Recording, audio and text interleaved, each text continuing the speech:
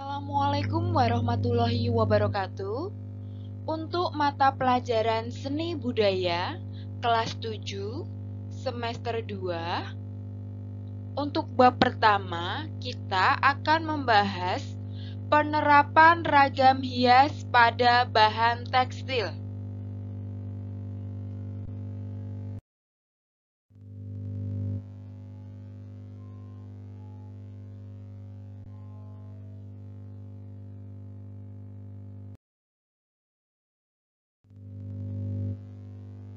Untuk pokok bahasan yang akan kita bahas pada pertemuan kali ini ada 5. Yang pertama, penerapan ragam hias pada bahan tekstil. 2. Pengertian bahan tekstil. 3. Bahan tekstil dikelompokkan menurut jenisnya. 4. Serat tekstil berdasarkan unsur utamanya. Dan yang kelima, jenis dan sifat bahan tekstil.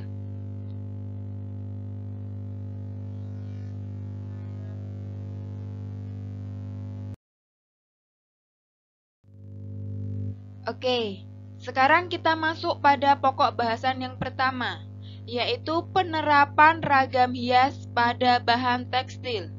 Berikut adalah beberapa contoh penerapan ragam hias pada bahan tekstil.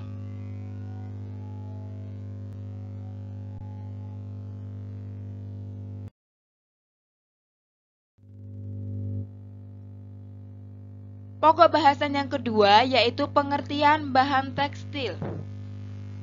Bahan tekstil adalah bahan yang berasal dari serat yang diolah menjadi benang atau kain sebagai bahan untuk pembuatan busana dan berbagai produk kerajinan lainnya.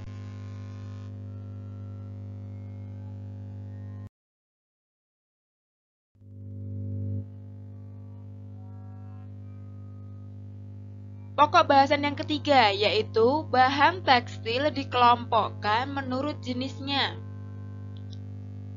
Yang pertama, berdasarkan jenis produk atau jenisnya, yaitu serat staple, serat filamen, benang, kain, produk jadi, yaitu pakaian atau produk kerajinan.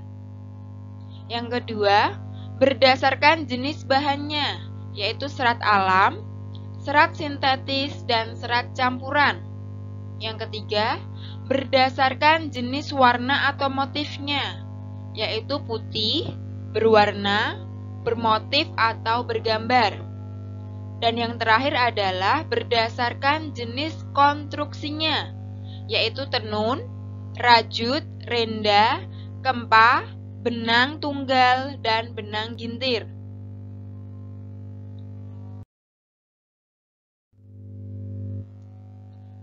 Kita masuk pada pokok bahasan yang keempat, yaitu serat tekstil berdasarkan unsur utamanya. Yang pertama, serat alami, yaitu serat yang diperoleh dari tumbuhan atau hewan dengan proses geologis. Untuk serat alam yang berasal dari tumbuh-tumbuhan, antara lain kapas, linen, rayon, nanas, pisang. Sedangkan serat alam yang berasal dari hewan, yakni dari bulu beri-beri. Adapun bahan yang berasal dari serat tersebut adalah bahan wol. Sedangkan serat dari ulat sutra menghasilkan bahan tekstil sutra. Yang kedua yaitu serat sintetis atau buatan. Serat yang berasal dari buatan manusia, yang umumnya berasal dari bahan petrokimia. Yang ketiga yaitu serat galian, yaitu serat yang berasal dari tanah. Contohnya adalah asbes dan logam. Benang logam, bahan asbes banyak digunakan untuk sumbu kompor minyak tanah, untuk mengisi aneka bunga, yang berasal dari bermacam-macam bahan tekstil seperti stocking, nilon, tula, dan bahan rajutan. Yang keempat adalah serat logam. lebih banyak digunakan untuk membuat bermacam-macam jenis benang, seperti benang emas, benang perak, tembaga, aluminium. Selain itu ada pula benang logam yang dilapisi dengan plastik.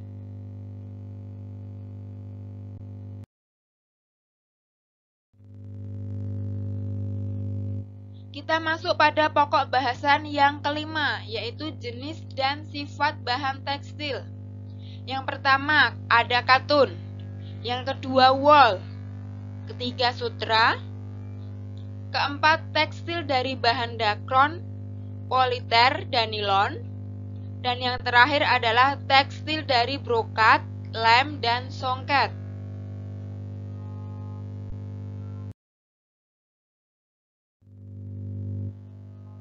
Yang pertama yaitu katun.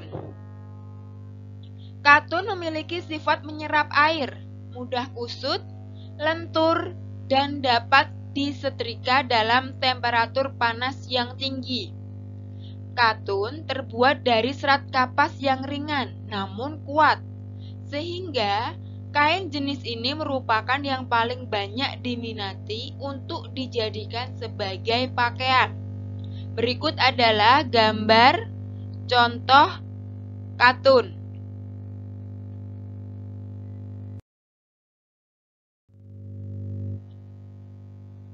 Jenis yang kedua yaitu wool.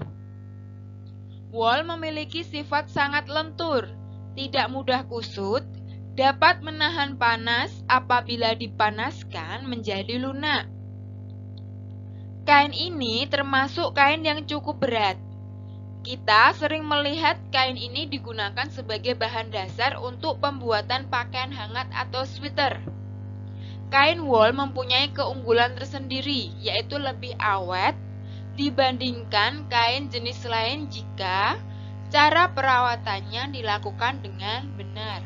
Berikut adalah contoh gambar wool.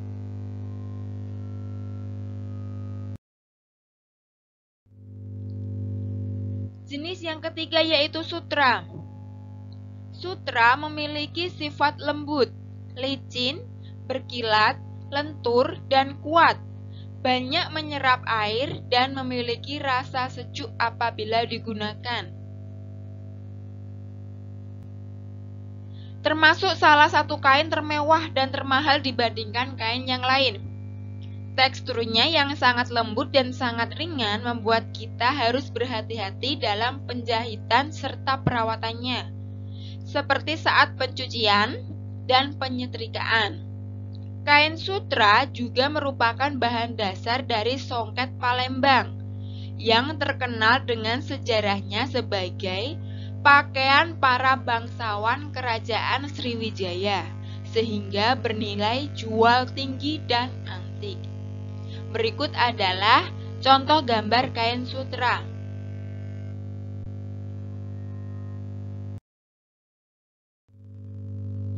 Jenis yang keempat yaitu tekstil dari bahan dakron, politer, dan nilon. Tekstil dari bahan dakron, politer, dan nilon memiliki sifat tidak tahan panas, tidak mudah kusut, tidak perlu disetrika, kuat, dan jika dicuci cepat kering. Berikut adalah contoh gambar tekstil dari bahan dakron, politer, dan nilon.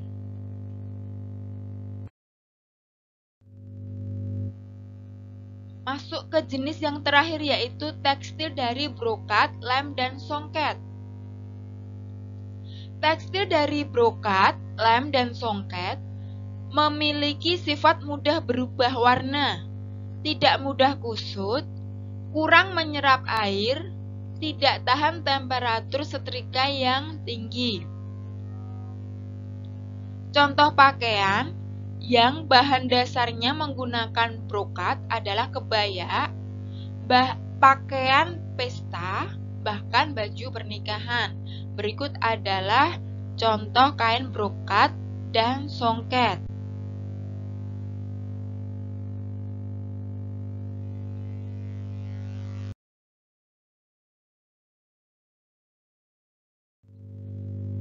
Cukup sekian untuk mata pelajaran seni budaya kelas 7 pada pertemuan kali ini. Terima kasih atas perhatiannya.